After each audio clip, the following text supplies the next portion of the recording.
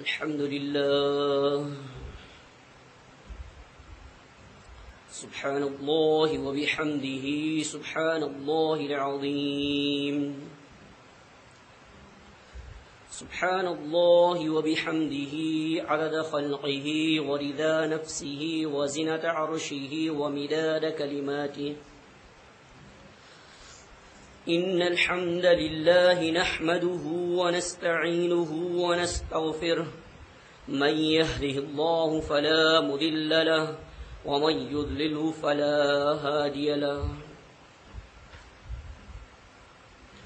وأشهد أن لا إله إلا الله وحده لا شريك له وأشهد أن محمدا عبده ورسوله.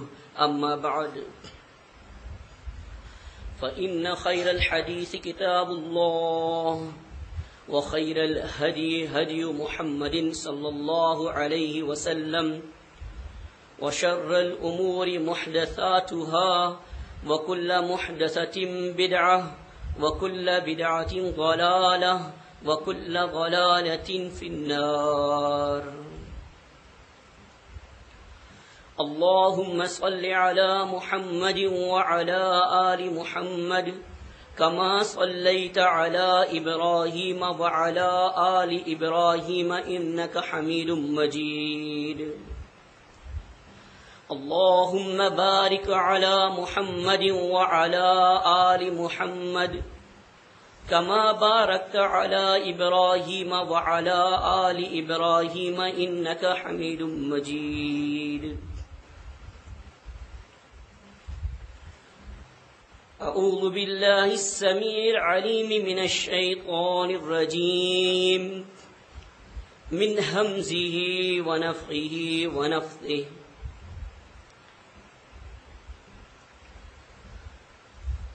وأقيموا الصلاة وآتوا الزكاة واركعوا مع الراكعين.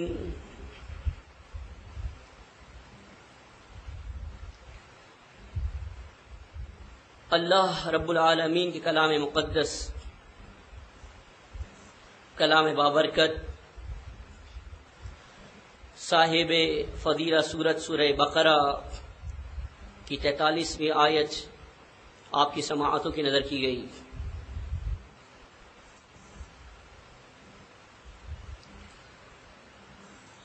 اللہ نے ارشاد فرمایا،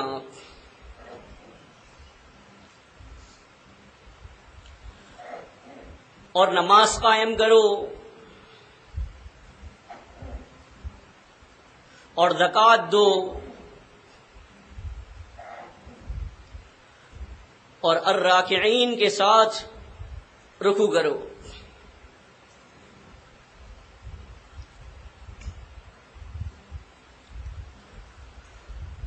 آیہ مبارکہ میں اللہ رب العالمین نے 3 امر کے صیغے استعمال کیے ہیں.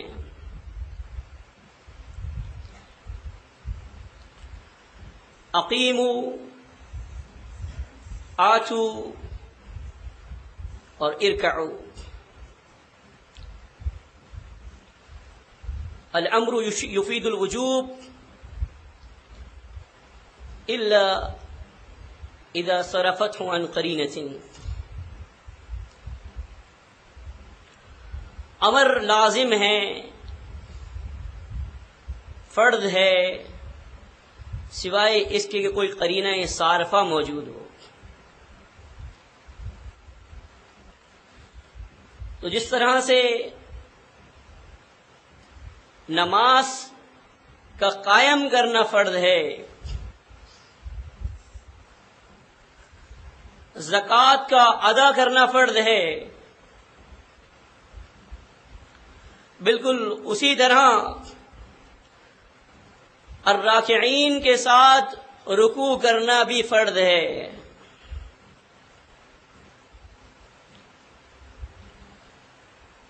یہ وہ کون لوگ ہیں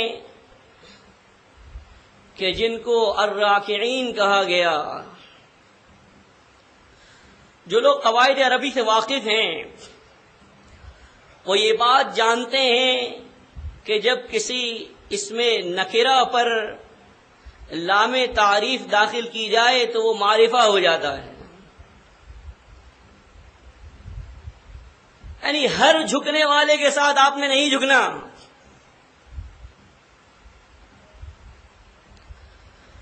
آپ کو جن لوگوں کے ساتھ جھکنا ہے وہ مخصوص لوگ ہیں کہ جو اللہ کے احکامات کی بجا آوری اور محمد الرسول اللہ صلی اللہ علیہ وسلم کی فرما برداری کے لیے اپنے سروں کو خم کر چکے ہیں، اپنے سروں کو جھکا چکے ہیں پہلے ہی، اور انہیں مسلم کہا جاتا ہے. یہ نماز پنجگانہ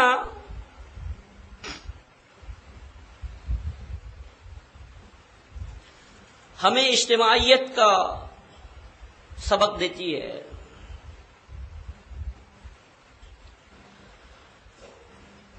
یہ تو تصور ہی نہیں کیا جا سکتا کہ جو تارک صلاۃ ہے وہ مسلم ہیں، یا جو صاحب نصاب ہونے کے باوجود زکوٰۃ ادا نہیں کرتا وہ مسلم ہیں.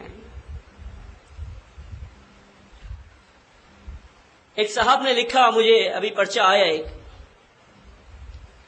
کہ کوئی صاحب اس کے بارے میں بتا دیجئے گا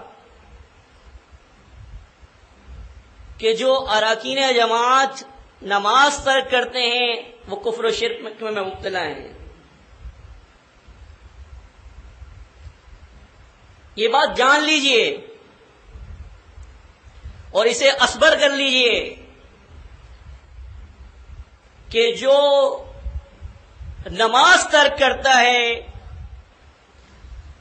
یا صاحب نصاب ہونے کے باوجود زکوٰۃ نہیں دیتا، وہ نہ تو رکن جماعت ہے اور نہ ہی اس کا اسلام سے کوئی تعلق ہے. اللہ کے نبی صلی اللہ علیہ وسلم نے یہ بات فرما دی ہے، من ترکہا فقد کفر، کہ جس نے نماز کو چھوڑ دیا اس نے کفر کیا، اس کا اسلام سے کوئی تعلق نہیں ہے.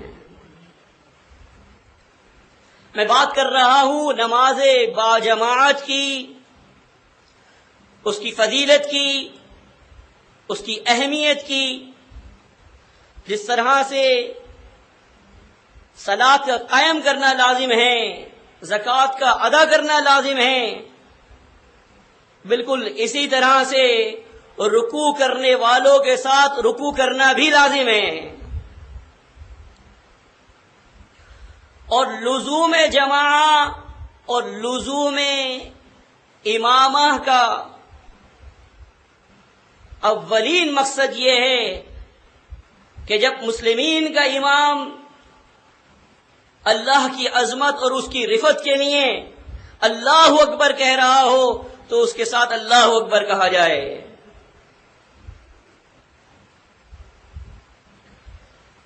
اللہ کے نبی صلی اللہ علیہ وسلم ارشاد فرماتے ہیں، عبداللہ بن عمر رضی اللہ تعالیٰ عنہ راوی حدیث ہیں، تفضل صلاة الجماعة بصلاة الفرد ب27 درجة وفي رواية ب25 درجة. صلاة الجماعة تفضل من صلاة الفرد ب27 درجة. جماعت کی نماز اکیلے نماز پڑھنے کے مقابلے میں 25 درجے یا 27 درجے زیادہ فضیلت رکھتی ہے. یعنی کوئی آدمی اگر اپنی نماز پڑھے گا بغیر جماعت کے تو اگر وہ 25 مرتبہ نماز پڑھے تب جا کے وہ اس درجے کو پہنچے گی کہ جو جماعت کی نماز کے برابر ہوگا. یہ وہ چیزیں ہیں کہ جہاں پر مسجد کی شرط نہیں ہے،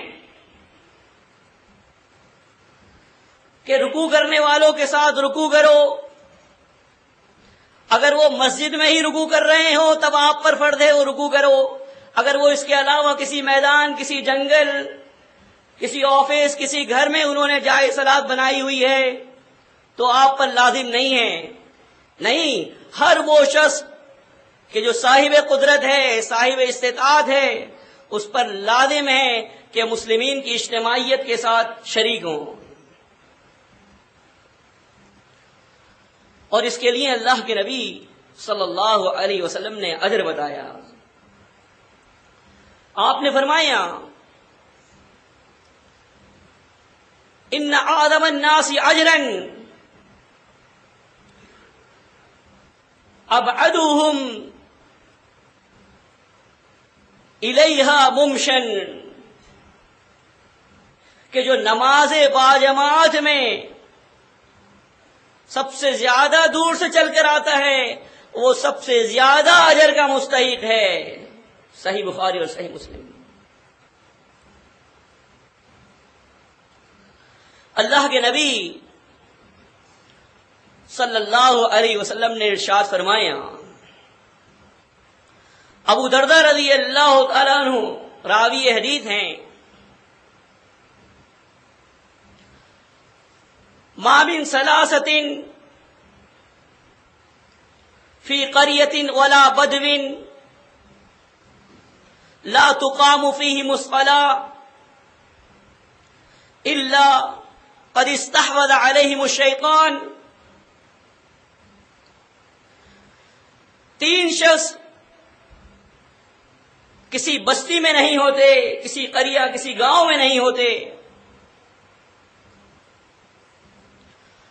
ان میں نماز باجماعت کا اہتمام نہیں کیا جاتا تو شیطان ان پر مسلط ہو جاتا ہے. فعلیک بالجماعہ، تم پر الجماع لازم ہے، جماعت سے نماز پڑھنا لازم ہے. فإنما يأكل الذئب من الغنم القاسية، یہ بات یاد رکھ لو کہ بھیڑیا اس بکری کو کھاتا ہے کہ جو ریوڑ سے الگ ہو جاتی ہے. الغرض جو لوگ کسی بستی میں ہیں 3 مسلم اور وہ نماز باجماعت کا اہتمام نہیں کرتے تو وہ یہ بات جان لیں کہ صادق اور مصدوق محمد الرسول اللہ صلی اللہ علیہ وسلم کے قول کے مطابق ان پر شیطان کا تسلط ہے، ان پر شیطان کا غلبہ ہے، وہ شیطان کے زیر اثر ہیں. اور اللہ کے نبی صلی اللہ علیہ وسلم اس کا اجر و ثواب بتاتے ہیں. نماز باجماعت کے اعتبار سے آپ نے فرمایا، مسند احمد میں ہے، حسن سند کے ساتھ، من خرج من بیتہ متطہرا الی صلاۃ مکتوبۃ، کہ جو شخص باوضو ہو کر اپنے گھر سے نکلتا ہے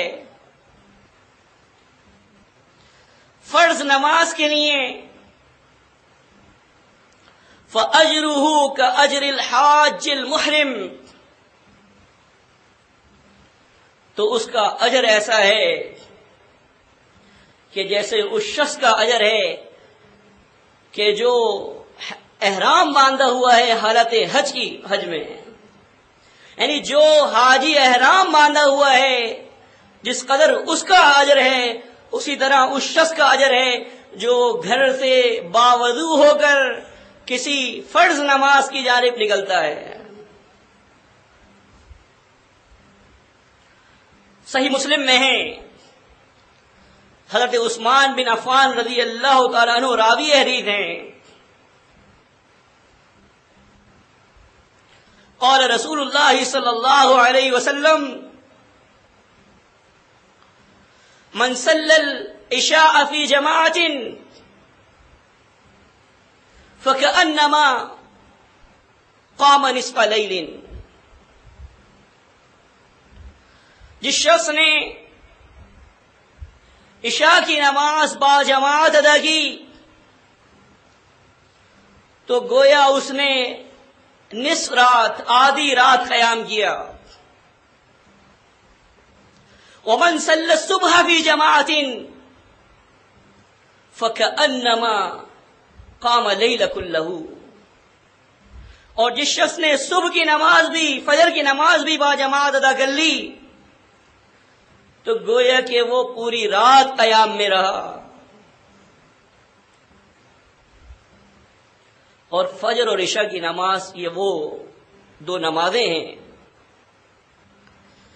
کہ جن کے بارے میں اللہ کے رسول صلی اللہ علیہ وسلم فرماتے ہیں اثقل الصلاة علی المنافقین، منافقین پر سب سے زیادہ جو نمازیں بھاری پڑتی ہیں. منافقین بھی وہ لوگ تھے کہ جو نماز باجماعت سے الگ نہیں رہتے تھے، آتے تھے، یعنی جماعت سے نماز کا تصور تھا ہی نہیں کہ کوئی شخص نہ پڑھے. منافقین بھی جماعت کی نماز میں شریک ہوتے تھے. ہاں ایک بات تھی کہ یہ وہ دو نمازیں تھیں، فجر اور عشاء کی نماز، کہ جو منافقین پر بہت زیادہ بھاری گزرتی تھیں. اور اللہ کے نبی صلی اللہ علیہ وسلم آپ نے نماز پڑھائی. ابی بن کعب رضی اللہ تعالیٰ عنہ راوی حدیث ہیں صلی بنا رسول اللہ صلی اللہ علیہ وسلم صلاۃ الصبح. اللہ کے نبی صلی اللہ علیہ وسلم نے ہمیں فجر کی نماز پڑھائی.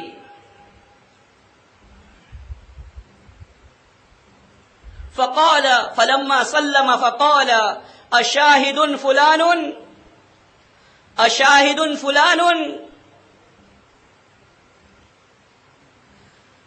جب آپ سلام پھیر چکے، صحیح مسلم میں ہے، آپ نے فرمایا کیا فلاں شخص حاضر ہے، کیا فلاں شخص حاضر ہے. اللہ کے نبی صلی اللہ علیہ وسلم حاضری لے رہے ہیں. ابو داؤد اور نسائی کی صحیح حسن سند سے حدیث آپ سن رہے ہیں. اور اس کے بعد اللہ کے نبی صلی اللہ علیہ وسلم نے فرمایا کہ یہ دو نمازیں ایسی ہیں کہ جو منافقین پر بہت بھاری گزرتی ہیں، ایک فجر کی نماز اور ایک عشاء کی نماز. جب جواب دیا گیا کہ یہ لوگ موجود نہیں ہیں، کہا یہ ان پر بہت بھاری گزرتی ہیں. مسلمین کے امراء کی اولین ذمہ داری یہ ہے کہ وہ نماز باجماعت کا اہتمام کریں. اگر وہ اس میں ناکام ہو جاتے ہیں تو یہ بات سمجھ لیجئے کہ کوئی اور اس کے علاوہ فرض کام نہیں ہے کہ جس کے کرنے میں وہ کامیاب ہو جائیں گے. سب سے پہلا کام جو ہے، جو بنیادی کام یہ ہے کہ وہ نماز باجماعت کا اہتمام کریں. یہ نماز باجماعت ہی ہے جو ہمیں اجتماعیت کا درس دیتی ہے. اور جماعت المسلمین اس کرۂ ارض پر وہ واحد جماعت ہے کہ جس نے یہ بات سمجھائی کہ الجماع کیا ہوتی ہے. مشرق سے لے کر مغرب تک، شمال سے لے کر جنوب تک اہل اسلام ایک پلیٹ فارم پر ہوں گے. ان میں کسی قسم کی تفریق نہیں ہوگی، رنگ و نسل کے اعتبار سے، کسی قسم کی صوبہ پرستی کے اعتبار سے، یا وطن پرستی یا ملک پرستی کے اعتبار سے یا مذہب پرستی یا فرقہ پرستی کے اعتبار سے وہ ایک ہوں گے. اور یہی جماعت المسلمین نے لوگوں کو بتایا ہے کہ ان کے تمام ایشو، ان کے تمام مسائل ایک پلیٹ فارم سے حل ہوں گے، ایک چھتری کے تحت وہ اپنے معاملات کو حل کریں گے، چاہے وہ معاملات انتظامی کیوں نہ ہو، چاہے وہ سیاسی کیوں نہ ہو، چاہے وہ عبادت سے متعلق کیوں نہ ہو. اور یہ وہ سبق ہے کہ جو نماز باجماعت ہمیں دیتی ہے. یہی وجہ ہے کہ عمراء اس بات کا اہتمام کیا کرتے تھے. عمر رضی اللہ تعالیٰ عنہ موطا امام مالک میں ہیں صحیح سند سے، انہوں نے نماز پڑھائی. ابو بکر بن سلیمان بن ابی حسمہ سے روایت ہے ان عمر بن الخطاب فقد سلیمان بن ابی حسمہ فی صلاۃ الصبح. سلیمان بن ابی حسمہ کو انہوں نے فجر کی نماز میں نہیں پایا.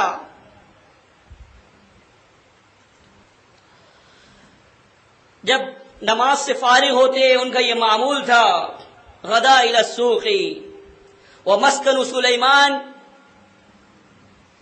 بین المسجد والسوق، کہ جب وہ نماز سے فارغ ہوتے تو بازار کی جانب جایا کرتے تھے، اور سلیمان ابن ابی حسمہ گھر مسجد اور بازار کے درمیان میں تھا. انہوں نے سلیمان کی والدہ کو ام سلیمان کو دیکھا اور یہ کہا لم ارى سلیمان فی صلاۃ الصبح. کیا بات ہے کہ میں نے سلیمان کو فجر کی نماز میں نہیں پایا. ام سلیمان جواب دیتی ہیں اے امیر المومنین انہو بات یصلی فغلبته عیناہ. اے امیر المومنین، سلیمان قیام اللیل کر رہے تھے، تہجد کی نماز پڑھ رہے تھے، ان کی آنکھوں نے ان پر غلبہ پایا، آنکھ لگ گئی اور وہ نماز فجر میں حاضر نہیں ہو سکے. فقال عمر بن الخطاب لأن أشهد في صلاة الصبح أحب إلي من أن أقوم ليلة. صلاة الفجر میں شامل ہونا، حاضر ہونا میرے نزدیک یہ زیادہ محبوب ہے بنسبت اس کے کہ کوئی شخص جو ہے بنسبت اس کے کہ میں تہجد کی نماز ادا کروں. اس لیے کہ تہجد کی نماز نفل نماز ہے اور فجر کے اندر شامل ہونا باجماعت یہ فرض ہے. الغرض یہ کہ اللہ کے نبی صلی اللہ علیہ وسلم اس بات کا اہتمام کیا کرتے تھے، مسلمین کے خلفاء اس بات کا اہتمام کیا کرتے تھے، مسلمین کے عمراء جو موجودہ ہیں انہیں بھی چاہیے کہ وہ اس بات کا اہتمام کریں کہ کون لوگ نماز باجماعت کا اہتمام کرتے ہیں اور کون لوگ نماز باجماعت کا اہتمام نہیں کر رہے، اور اپنی تمام توجہ، اپنے تمام وسائل اس بات کو بروئے کار لانے میں لگائیں کہ وہ نماز باجماعت میں حاضر ہوں جو لوگ نماز باجماعت میں حاضر نہیں ہو رہے. صحابہ اکرام رضوان اللہ علیہم مجمعین مسجد کے حوالے سے آپ کچھ چیزیں سنیں گے.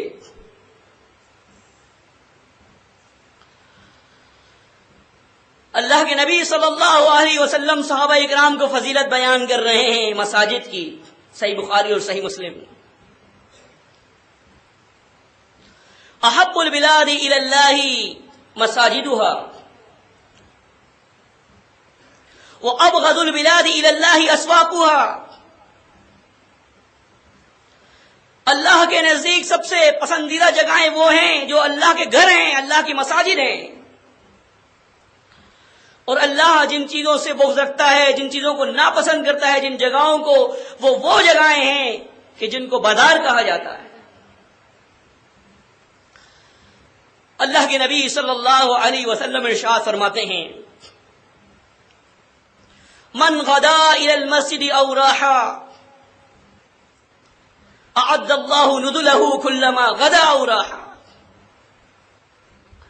جو شخص صبح کے وقت مسجد کی طرف چلتا ہے اور نماز میں شامل ہوتا ہے، یا جو شخص شام کے وقت مسجد کی طرف چلتا ہے، اللہ جنت میں ہر صبح اور شام اس کی مہمان نوازی کرے گا. آپ کیا کوئی مہمان آتا ہے آپ اس کی مہمان نوازی کرتے ہیں؟ تو کیا ان لوگوں سے کوئی بہتر ہو سکتا ہے کہ جن کی مہمان نوازی کرنے والا اللہ رب العالمین ہو؟ اللہ کے نبی صلی اللہ علیہ وسلم کے دور اقدس میں جابر رضی اللہ تعالیٰ عنہ بیان کرتے ہیں، صحیح مسلم کی حدیث، خلت البقاء حول المسجد،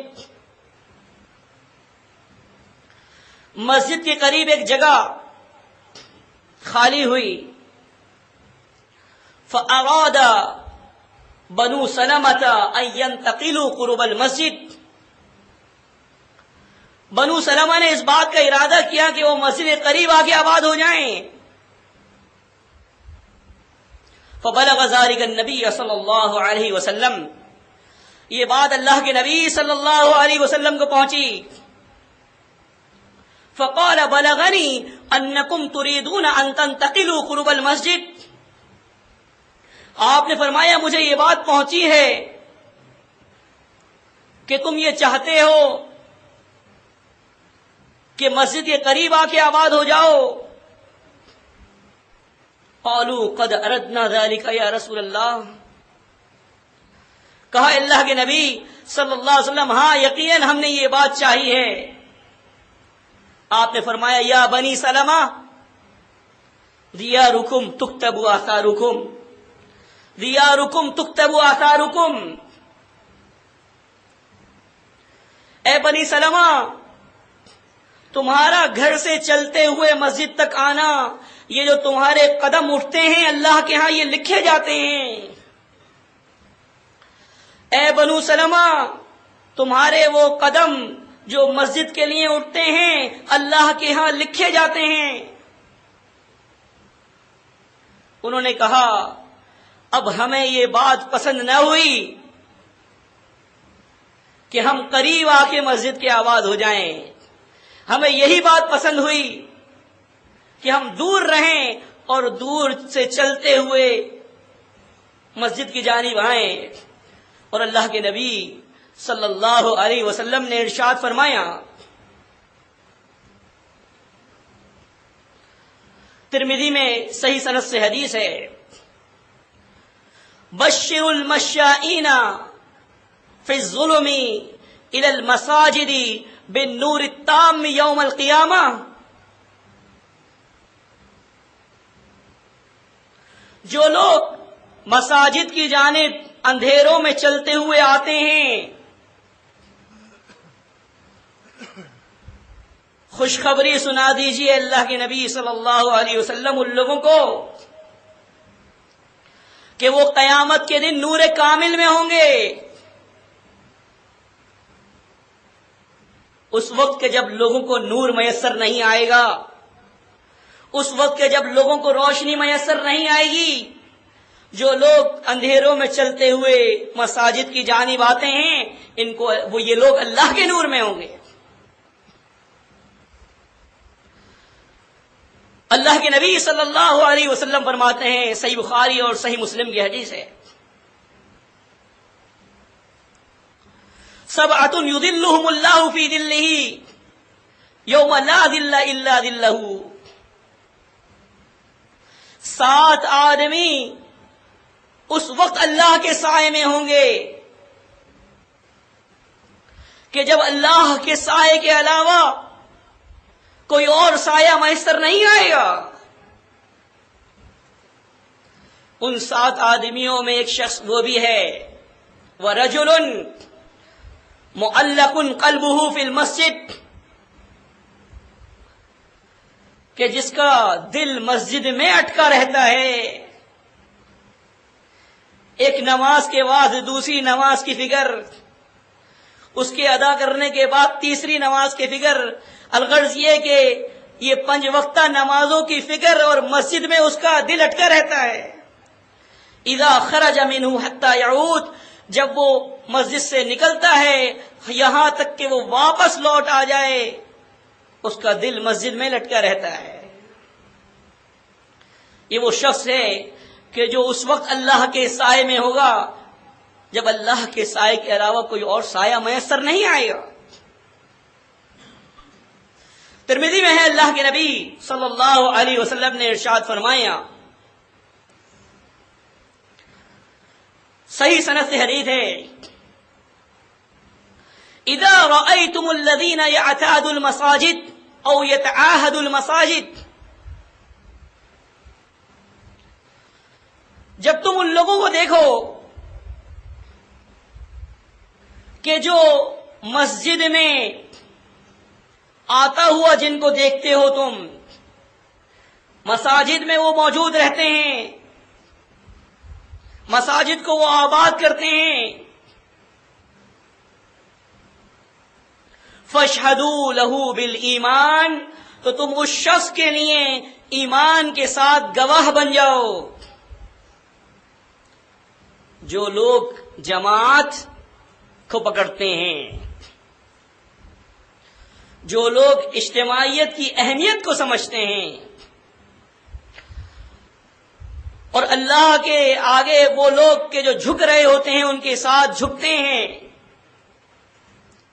جب تم ان لوگوں کو دیکھو تو گواہ بن جاؤ کہ یہ مومن ہیں، یہ ایمان والے ہیں۔ اس کی وجہ کیا ہے؟ قال اللہ عز وجل، اللہ رب العالمین یہ بات فرماتا ہے، انما یعمر مساجد اللہ من آمن باللہ والیوم الآخر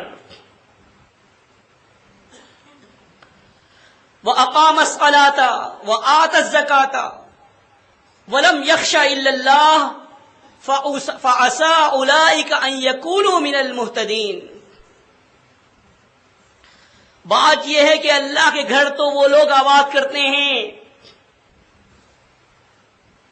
جو اللہ پر ایمان لے کر آ گئے ہیں اور یوم آخرت پر ایمان لے کر آ گئے ہیں۔ جو لوگ قواعد عربی سے واقف ہیں ان کی توجہ اس آیہ کے پہلے جملے پر مبذول کراؤں گا۔ انما حصر ہے، اور اپنے بعد ما بعد جو جملہ ہے اس کو محدود کر دیتا ہے، اس کے معنی محدود کر دیتا ہے۔ در حقیقت ایمان والے وہی ہیں جو اللہ پر ایمان لاتے ہیں اور آخرت پر ایمان لاتے ہیں، جو اللہ کے گھروں کو آباد کرتے ہیں۔ تو یہ وہ لوگ بدقسمت ہیں کہ جن لوگوں کو یہ میسر نہیں ہے کہ وہ اللہ کے گھروں کو آباد کریں، بدقسمت لوگ ہیں وہ۔ اور خوش قسمت وہ لوگ ہیں کہ جو اللہ پر ایمان لے آئے ہیں، آخرت پر ایمان لے آئے ہیں کہ وہ اللہ کے گھروں کو آباد کرتے ہیں، نماز قائم کرتے ہیں، زکوٰۃ دیتے ہیں۔ نماز قائم کرنا، صلاۃ قائم کرنا، یہ ایک پورا نظام ہے جس کو قائم کرنا ہے مسلمین کو۔ اور یہ بات سمجھ لیجئے کہ مجبوری کے علاوہ الگ الگ نماز پڑھنا یہ اسلامی تصور نہیں ہے۔ اسلامی تصور یہی ہے کہ جہاں 3 آدمی ہو وہ نماز باجماعت کا اہتمام کریں۔ اور بعض لوگوں نے رخصت چاہی اس چیز سے۔ آپ جانتے ہیں کن لوگوں نے رخصت چاہی؟ کسی آنکھ والے نے اجازت نہیں مانگی کہ اللہ کے نبی صلی اللہ علیہ وسلم مجھے نماز باجماعت سے پیچھے رہنے کی اجازت دے دیجیے۔ کسی آنکھ والے نے اجازت نہیں مانگی. صحیح مسلم میں ہے اتى رجل اعمى الى النبی صلی اللہ علیہ وسلم، ایک نابینا صحابی اللہ کے نبی صلی اللہ علیہ وسلم کے پاس آئے.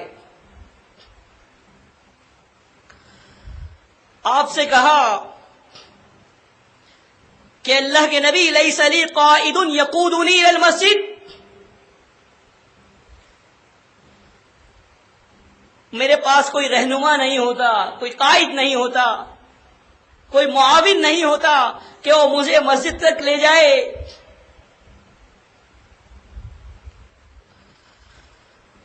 انہوں نے یہ چاہا کہ اللہ کے نبی صلی اللہ علیہ وسلم سأل ان يرخص له ان يصلي في بيته، کہ اللہ کے نبی ان کو گھر میں نماز پڑھنے کی اجازت دے دیں. فقال نعم، آپ نے فرمایا تمہیں اجازت ہے. فلما ولى مدبرا، جب وہ نابینا صحابی پیٹھ موڑ کر جانے لگے، دعاہ، آپ نے ان کو بلایا. فقال هل تسمع النداء، آپ نے پوچھا کیا تم ندا سنتے ہو، آذان کی آواز سنتے ہو؟ قال نعم، کہا اللہ کے نبی صلی اللہ علیہ وسلم وہ تو سنتا ہوں میں. آپ نے فرمایا فعجب، پھر تم نماز باجماعت میں شریک ہو. وفی روایت لا اجد لک رخصتا، اور ایک روایت میں ہے کہ میں تمہارے لیے کوئی رخصت نہیں پاتا. اور نسائی اور ابو داؤد میں ہے صحیح سند سے. ابن ام مکتوم رضی اللہ تعالیٰ عنہ جو نابینا تھے، انہوں نے کہا کہ اللہ کے نبی صلی اللہ علیہ وسلم ان المدینہ کثیرۃ الحوام والسباع، کہ مدینے میں بہت سے کیڑے مکوڑے، بچھو وغیرہ جو رینگنے والے جانور ہیں زہریلے، وہ بہت زیادہ ہو گئے ہیں، اور درندے بھی بہت زیادہ ہیں. تو اللہ کے نبی صلی اللہ علیہ وسلم میں نماز باجماعت میں حاضر نہیں ہو سکتا، تو کیا آپ مجھے رخصت دیتے ہیں کہ میں شریک نہ ہوں؟ آپ نے فرمایا هل تسمع حي على الصلاة حي على الفلاح، اے ابن ام مکتوم کیا تم حي على الصلاة حي على الفلاح کی آواز سنتے ہو؟ قال نعم، انہوں نے کہا ہاں اللہ کے نبی صلی اللہ علیہ وسلم سنتا ہوں. آپ نے فرمایا فحي اللہ، تمہیں چاہیے کہ تم لازم شریک ہو. کن لوگوں نے اجازت مانگی؟ ان لوگوں نے کہ جو نابینا تھے، کسی آنکھ والے نے اجازت نہیں مانگی. اور اللہ کے نبی صلی اللہ علیہ وسلم نے نابینا لوگوں کو بھی رخصت نہیں دی، اس لیے کہ وہ آذان کی آواز سن رہے تھے. اور دارالقطنی میں ہے حسن سند سے، اللہ کے نبی صلی اللہ علیہ وسلم نے ارشاد فرمایا من سمع النداء، جو شخص ندا کی آواز سنتا ہے، فلم یمنعہ من اتباعہ عذر، اور اسے آنے میں کسی قسم کا کوئی عذر نہیں ہے. قالوا وما العذر یا رسول اللہ، صحابہ نے پوچھا اللہ کے نبی صلی اللہ علیہ وسلم یہ بتا دیجئے کہ عذر کیا ہے؟ آپ نے فرمایا خوف او مرض، خوف ہو یا مرض ہو یہ عذر ہے. فلم یمنعہ من اتباع عذر لم تقبل صلاته التي صلى، تو وہ نماز جو اپنے گھر میں پڑھ لیتا ہے، وہ اذان کی آواز سننے کے باوجود وہ اس کی نماز قبول نہیں ہوتی. یہ بات ذہن نشین کر لیجئے، اپنے دل و دماغ میں بٹھا لیجئے. کہ اجتماعیت ہی اسلام ہے، اور اجتماعیت کا صحیح تصور اور صحیح سبق ہم اس وقت سیکھ سکیں گے کہ جب ہم نماز باجماعت کا اہتمام کریں گے۔ اللہ رب العالمین ہمیں نماز باجماعت کا اہتمام کرنے والا بنا دے، اللہ رب العالمین ہمیں اللہ کے گھروں کو آباد کرنے والا بنا دے۔ اقول قولی ھذا لی ولکم واستغفر اللہ استغفر اللہ استغفر اللہ۔ تبارك الذي نزل الفرقان على عبده ليكون للعالمين نذيرا